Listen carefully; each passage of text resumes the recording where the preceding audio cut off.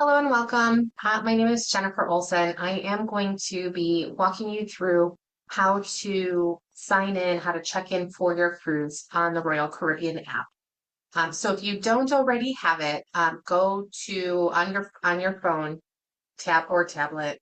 Just go to the wherever you can get a new app from. It's different on a Google phone than what it is on an iPhone. I do have an iPhone, so it might look a little bit different for you. But it is going to look like this, Trident logo for Royal Caribbean on there. And when you first go to log in, mine is already logged in. I will show you.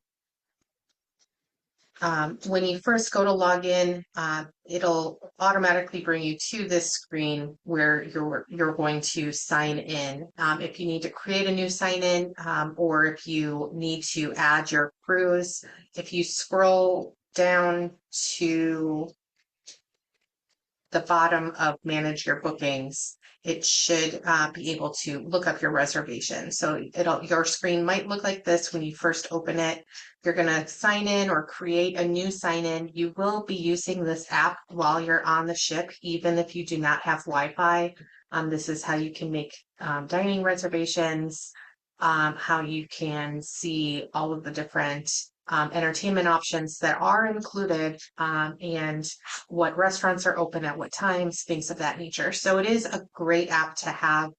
Um, it's up to you if you want to get push notifications. They do tend to send out a lot. So please, it makes no difference if you say no, that you don't want any kind of promotional items from there. But anyway, if you don't have your reservation, please ask myself or your travel agent, and we can certainly get that for you. And then the ship name and the first date of your trip, and it will go ahead and list all of your bookings. Here's my next trip here, and it'll have your stateroom. If you're in a guaranteed stateroom, it might not have something listed just yet. So you certainly don't need to worry about that. But once you're actually in, if you're on this screen, you're going to click on the top where the calendar icon is, and it's going to bring you to the main page. At the bottom there, you see cart, check-in, for you, dining, and more. There's tons of different things in there, but for the purpose of this video is to get you checked in. So we're going to hit check-in. Under the little person, there should be a little check-in box too when it is open. Mine is going to look slightly different again because I've already completed my check-in for this next cruise.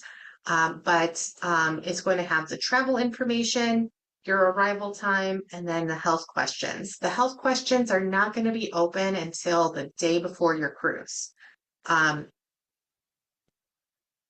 or at the cruise terminal. Sometimes you need to be at the cruise terminal depending on your actual ship. So for this, if you click on the travel documents, you are going to, there should be a spot. Let me actually click on my husband since his is not in there, and it'll actually show you what an unfilled one looks like. It's going to have a scan your passport, or you can enter it manually. Either way works fine. If you scan the passport, it will automatically pull all the information it needs and just have your passport number, the expiration date, and your name and birth date, I believe, are the things that it actually asks for. So all of that is on there. And then you're going to take a security photo. You can skip this and do it when you're at the port. It's totally up to you. The country of residence, the United States, your country of birth, United States. If you have a Crown and Anchor loyalty number, I would put that in there. If not, then if this is your first Royal Caribbean cruise, then after your first cruise, I would sign up for the loyalty number, even if you don't think that you're going to be cruising again, because it might not mean a whole lot right now, but let's say a couple of years down the road, you do go on Royal Caribbean again. It's a lot easier to do right after the cruise than it is to sit on hold, with the Crown and Anchor Society to try to get a past cruise added on. So it is something, the points do start adding up and you do get some perks and some discounts depending on what's going on throughout the year. So it is something that is beneficial. It's going to ask for your address as well as emergency contact information, and then acknowledge the legal, which you can click on the ticket contract and the health agreement. All of that is there for you. Once you've completed it, it will look just like mine where it'll have the green check mark and show that it is completed. Then you can go down, once that's done, you can click on the arrival time. You could click whatever time is available here. This is the time that you can arrive at the terminal.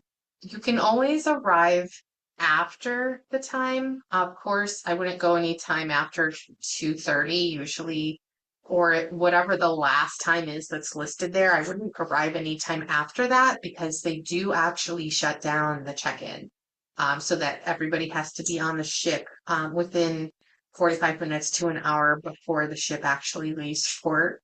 And every ship, every port has different times and different requirements, and it can change up to the day of. So I would certainly not be any later than that last time.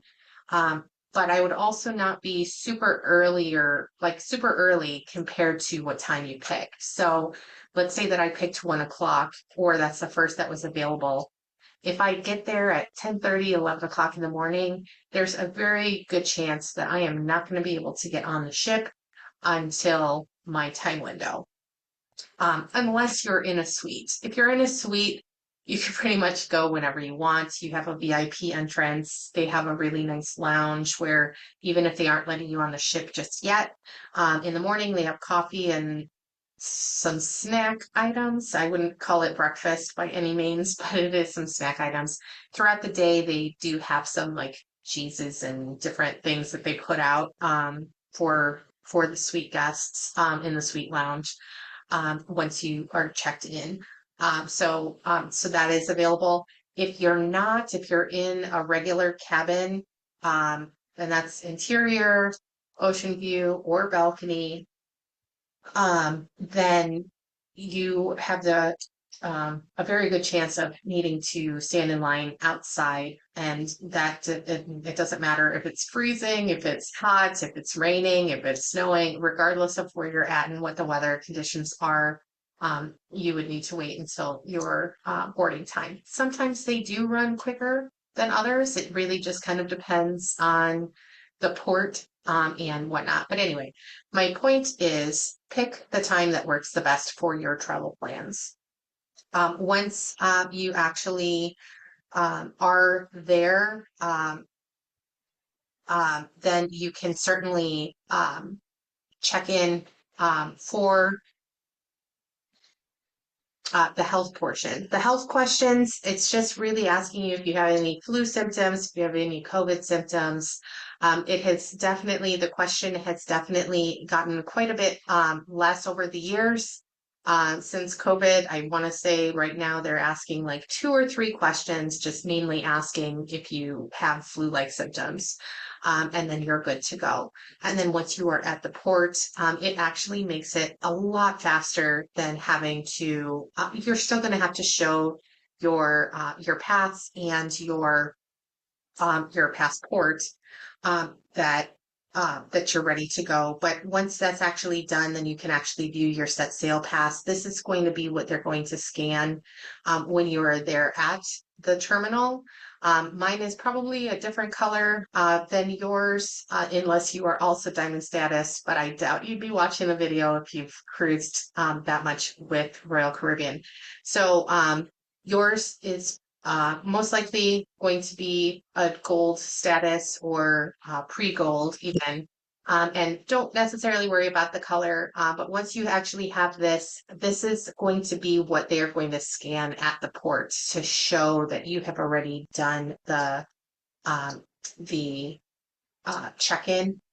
They are trying to get everybody to do the check-in. It actually makes the check-in at the port so much faster for everybody. And it is a lot of work that is taken care of. The other thing that didn't show up on my husband's because I've already done it is that you'll also put a credit card on file for any purchased items on board. So if you did not prepay for gratuities, it would go on that card.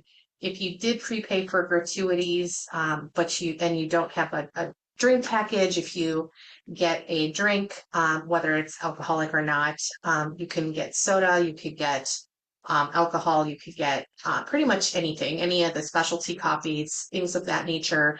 All of that can be purchased a la carte, and it does go automatically onto your CPAS card, which transfers over to whatever credit card you have on file for onboard expenditures. So all of that is done on the card. There's no cash, no cards that are exchanged once you're on board. It's just all through your CPAS card. So if you have any questions or any issues with that, you could certainly keep track of your CPAS expenditures. When you're on the ship, you're not going to be able to see anything on mine because of I'm not sailing. But once you are actually on board, there will be a little button that'll say where the check-in is. Actually, it actually changes to your account balance, so you can actually kind of see where the charges are coming from. If there's any discrepancy at all, or if you have any questions, go up to the customer service desk and talk to them about it. So it is so much easier to get it taken care of on the ship before the final day, before it gets charged. It's so much easier to get it taken care of, and especially while you're on the ship, than if you are getting it taken care of after the fact. So that is my advice for you. If you do have onboard credit for any reason, if it was a gift from your travel agent as like a booking bonus or anything like that, or if there was a special that was going on, if you have onboard credit that you did not use for like an excursion or specialty dining prior, like if you didn't use it prior to going on board, then and you don't see it on there, then reach out to your travel advisor and ask them about it. Sometimes the system doesn't transfer properly, and it is something that we can certainly get in contact with Royal Caribbean to get that on there for you if you don't see it. But other than that, please enjoy your cruise. If you have any questions, don't hesitate to reach out. And as always, make sure that you love this next adventure. Bye.